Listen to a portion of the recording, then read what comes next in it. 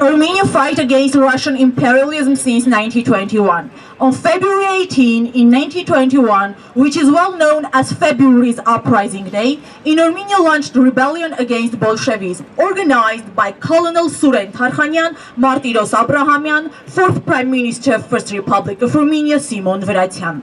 February's uprising are supported by many Armenian military, political officials and citizens.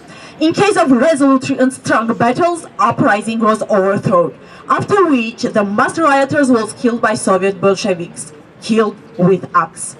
In 2004, Armenian, Lithuanian, Gurgen Mkhitarian also killed with axe by Azerbaijani so-called soldier Ramil Safarov during NATO's Partnership for Peace program. Nations are different, but signature is the same.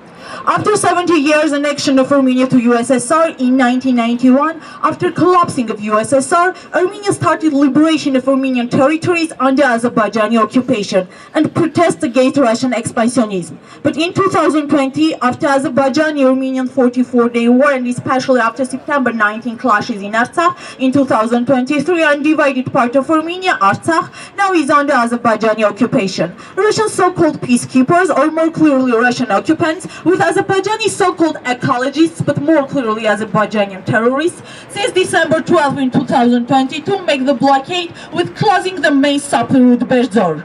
Russian-Turkish occupants 9 months kept Armenians in Artsakh in hunger and under measure of force. After that, Russian ally Azerbaijan, on eyes of Russian peacekeepers, with breaking all Geneva Conventions and all rules of international humanitarian law, started so-called anti-terroristical operation with bombing schools, children, hospitals, civilians.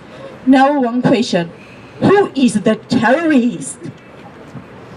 Now the most part of historical Armenian heartland, which is belonged to Armenia both historically and with international law, is under Azerbaijani-Turkish occupation. Armenia, in case this extremely alarming situation for Armenia, will liberate Armenian territories according to territorial integrity. Because Armenia is successor of the First Republic of Armenia, not to some kind of occupied territory. Armenia will not dismiss historical chance and withdrawal of Russian occupational troops from Armenia would be. Armenia will leave CSTO and Eurasian Economic Union because it strongly threatens to independence and security of Armenia. And Armenia will become a major non-NATO ally. Ongoing situation in international security demand is controversial. So, does US want neo-USSR or not?